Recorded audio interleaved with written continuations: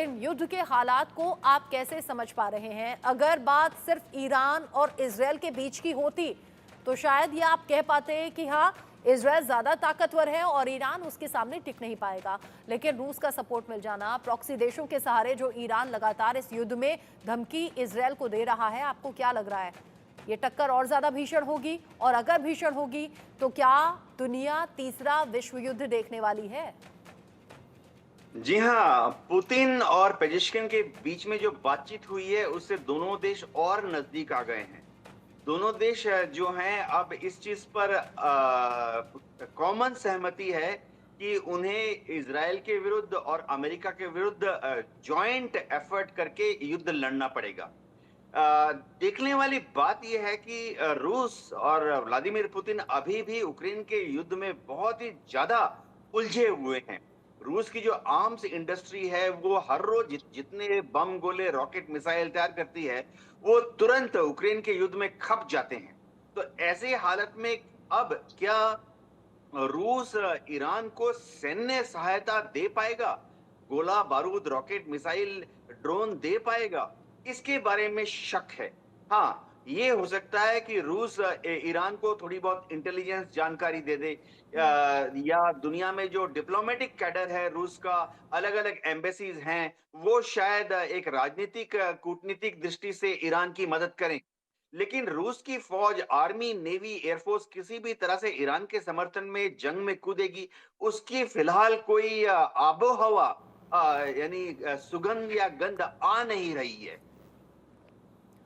अच्छा, आप कह रहे हैं कि अभी ऐसे कोई चांसेस आपको नजर नहीं आ रहे हैं। मनन द्विवेदी जी, अगर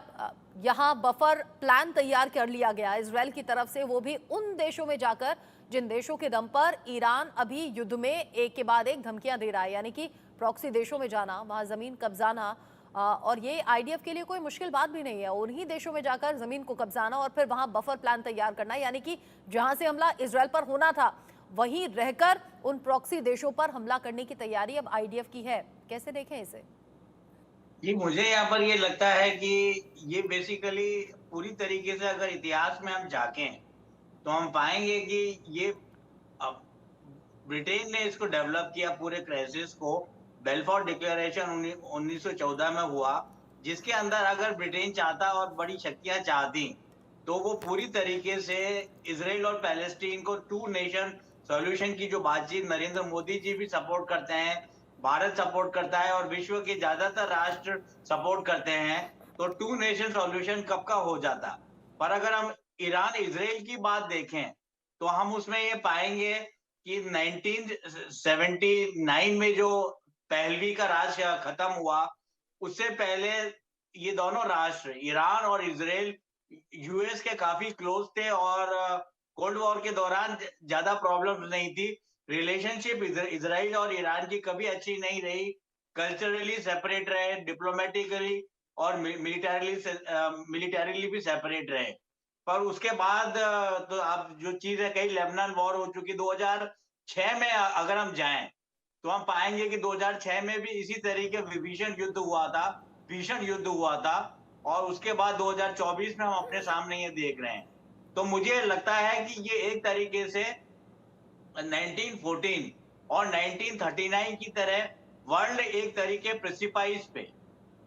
पे एक तरीके के पलटने के दौर में है, जिसमें हम देखेंगे कि वर्ल्ड वॉर 3 की आशंका, जो मैं ऐसा सोच रहा था कि ऐसा नहीं होगा, पर अगर कहीं पर भी इजराइल ने, जैसा कि आपने कहा, आपके चैनल ने कहा, कहीं पर भी अगर इजराइल ने ईरान के ऊपर सीधा पलटवार किया, तो और जिस तरीके से लैंड वॉर का इनिशिएशन हो ही चुका है लेबनान में, ऐसा ईरान में भी किया अगर इजराइल ने, जब जिसकी नेतान्याहू धमकी दे चुके हैं और ये मात्र गीदड़ भभकी नहीं है नेतान्याहू द्वारा, तो वर्ल्ड वॉर 3 या फिर इसमें बड़े पावर्स का इन्वॉल्वमेंट जैसे अमेरिका, रशिया का इन्वॉल्वमेंट हो जाएगा। और इस बात से मैं पूरी तरीके से ताल्लुक रखता हूं कि रशिया अभी मदद करने की स्थिति में नहीं है ईरान की, क्योंकि वो यूक्रेन युद्ध में फंसा हुआ है और रशिया खुद चीन से और नॉर्थ कोरिया से वेपनरी और इक्विपमेंट ले रहा है। तो मुझे लगता है कि ये, पर मुझे ऐसा लगता है कि छोटे छोटे कॉन्फ्लिक्ट जोन के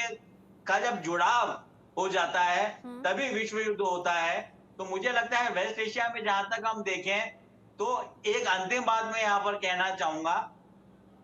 एक चीज होती है जिसको इजरायली स्कॉलर्स ने आगे बढ़ाया है एकेडमिक्स में, वो कहलाता है पॉलिटिकल कॉन्टेस्ट मॉडल, राजनीतिक द्वंद्व मॉडल और फ्रेमवर्क, जिसके तहत जो स्टेट एक्टर होता है जैसे कि इजराइल है और जो नॉन स्टेट एक्टर होता है जैसे कि हमास, यमन के हूती रिबेल्स हुए, हिजबुल्लाह हुए, या फिर सीरिया के अपोजिशन रिबेल मेंबर्स हुए, ये जो नॉन स्टेट एक्टर होते हैं इनके पास इतनी शक्ति नहीं होती, इतनी ताकत नहीं होती, तो ये किसी तरीके से स्पेक्टेकुलर इफेक्ट करते हैं, टेररिस्ट एक्टिविटी करते हैं ताकि विश्व का सारा ध्यान आकर्षण उस कॉन्फ्लिक्ट जोन पे आ जाए। तो मैं अपनी बात यहाँ पर खत्म करूंगा, मैं यही कहूंगा कि अगर ईरान और इजराइल के बीच अगर जमीनी युद्ध होता है तो मुझे ऐसा लगता है कि इसमें बाहरी शक्तियां शामिल होंगी और विश्व युद्ध के घातक परिणाम हमारे सामने आ सकते हैं। अब ये घातक परिणाम रोकने की तैयारी या रोकने की कोशिशें अलग अलग स्तर पर हो चुकी हैं, और अलग अलग स्तर पर अगर युद्ध को रोकने की या इन दोनों को समझाने की कोशिश होती है तो फिर हमें याद आता है रूस यूक्रेन का युद्ध, वहां भी मध्यस्थता करने की कोशिश या फिर रूस यूक्रेन को समझाने की, यानी कि पुतिन और व्लादिमीर ज़ेलेंस्की को समझाने की कोशिश हुई है, लेकिन उसका नतीजा ये है कि अब 2.5 साल से काफी ज्यादा वक्त बीत चुका है, युद्ध ना तो रुका है ना थमा है, बड़ी तबाही यूक्रेन में देखी गई और नुकसान रूस को भी हुआ है। कर्नल संजीव सिरोही, जो अभी हालात बने हुए हैं इन सब के बीच ही अटैक्स की तैयारी, प्लानिंग हो रही है, युद्ध के हालात में कैसे एक दूसरे की तबाही ज्यादा हो और अपना कैसे बचाव हो युद्ध के हालात में, चाहे वो इमरजेंसी हालात में मेडिकल सुविधाएं हो, खाने पीने का सामान हो या फिर अंडरग्राउंड बंकर्स हो, इन सभी की तैयारी तो इजराइल में हो रही है। नेतन्याहू खुद बंकर में चले गए अपनी फैमिली के साथ में, लेकिन उधर ईरान पर, लेबनान पर, गाजा पर युद्ध लगातार हो रहे हैं, हमले लगातार हो रहे हैं, अंजाम होगा क्या? रचना जी, सबसे पहले जो आपने ये कहा है बहुत गंभीर समस्या है, और जैसे कि पहले जो स्पीकर्स थे उन्होंने भी बोला है, जो पहला तो मैं ये पॉइंट क्लियर करना चाहता हूं कि रशिया मदद ईरान की नहीं कर सकता हथियारों से, और ईरान जो रशिया को अगर लड़ाई छिड़ जाती है तो जो ईरान के जो हथियार रशिया को जा रहे थे वो भी बंद हो जाएं, क्योंकि ईरान का अपना फ्रंट खुल जाएगा, नंबर 1। दूसरा ये है कि ये जो तैयारी चल रही है, मुझे इसमें कोई शक नहीं है, चाहे कोई भी कुछ भी कहता रहे, मुझे अपना मेरा निजी ओपिनियन ये है कि इजराइल हमला तो करेगा जरूर। अभी सिर्फ ऑप्शंस इजराइल के पास ये है, वो कौन से दिन करेगा, नंबर 1। नंबर 2, उसके टारगेट क्या हो,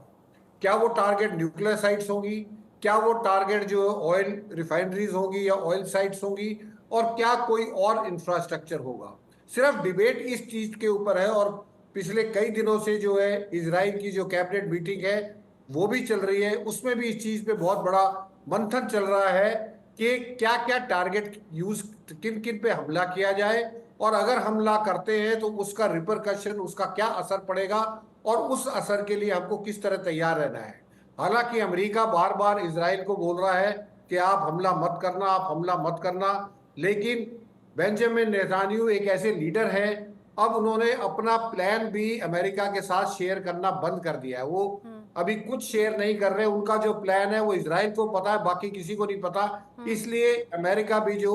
हवा में तीर चला रहा है। लेकिन अमेरिका का उधर जो अरब देश हैं वो भी अमेरिका को गुहार लगा रहे हैं कि आप इजराइल को रोको। अगर इजराइल ने उनकी ऑयल रिफाइनरीज और ऑयल के बीच में क्या वाकई ये युद्ध रोकने की मंशा अमेरिका की है? क्या इजराइल को वाकई रोक पाएगा? क्योंकि इजराइल तो रुकने वाला नहीं, बेंजामिन नेतन्याहू लगातार युद्ध के इंस्ट्रक्शंस दे रहे हैं। इन सब के बीच में, जंग के बीच ईरान को अलग थलग करने की तैयारी है। यूरोपीय यूनियन ईरान पर प्रतिबंध लगाएगा, जो जानकारी मिल रही है, ईरान पर प्रतिबंध लगाने पर सोमवार तक फैसला काफी हद तक पॉसिबल है कि सामने आ भी जाए। यानी ईरान को अलग अलग तरीके से चोट पहुंचाने की या पीछे धकेलने की तैयारी हो रही है।